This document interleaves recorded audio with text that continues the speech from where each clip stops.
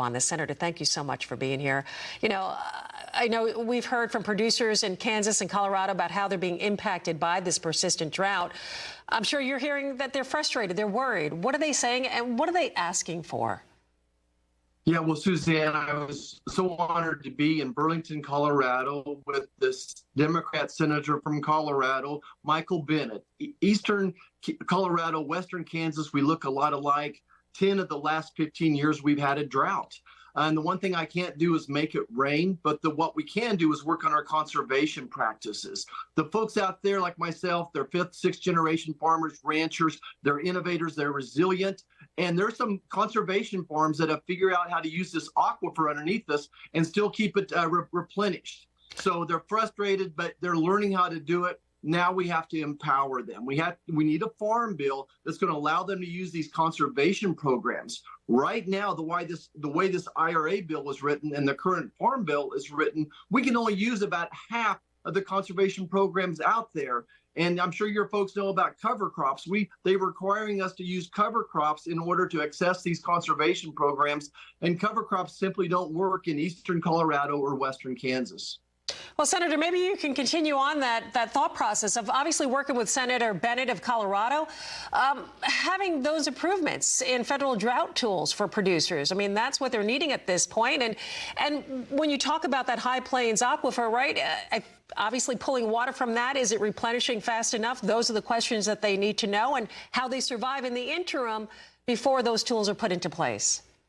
Right. And, you know, I should have really started off talking about crop insurance and reference prices. You know, we're doing everything we can on the conservation side of things. That was the purpose of this official ag hearing in Burlington, Colorado. We also had a good roundtable in Goodland, Kansas as well. But at the end of the day, crop insurance is what allows the farmer to plant next year's crop. And crop insurance has gone up, just like your home insurance has gone up and your car insurance. Crop insurance has went through the roof. So we need a little bit of help with crop insurance, and we need to increase those reference prices.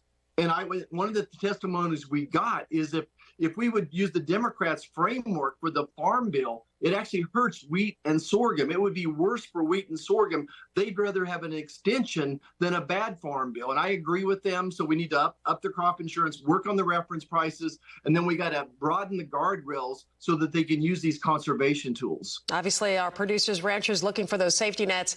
And you had mentioned this farm bill. Ag Secretary Tom Vilsack calling on the House Ag Committee to go back to the drawing board over this bill. Your thoughts on negotiations? Bipartisan, can everybody come together to the table on this and negotiate what they need to negotiate and get this bill done in time? Yeah, well, Suzanne, you understand, your listeners understand this is a 5-year bill. We have to get it right. We're not going to sign a farm bill just to get one done. So far, the Democrats have not yielded any as far as increasing crop insurance a little bit. And we're just asking for a smidgen of increase in the crop insurance funding, as well as a little bit of an increase in the reference prices, 10 to 15%. We have given them the increased money in SNAP. We don't cut SNAP any. So we know what we need to do. We have to put farm back in the farm bill. It would be better to do an extension than take what the Democrat framework. So really the onus is upon them. The House has a bill that they like. The Republicans released our framework on the Senate, which farmers and ranchers like. But unfortunately, the Democrats' focus is totally upon the SNAP programs. Again, and we funded those as well. There's no cut in SNAP. So we'll be waiting on them. And otherwise, we'll take our chances in November. And hopefully John Bozeman is the chairman next year, and we'll put the farm back in Farm Bill. Senator, as always, thank you so much for taking the time. And thank you for all the work that you do on behalf of all our farmers and producers on the Hill. Appreciate you very much. It's an honor. U.S.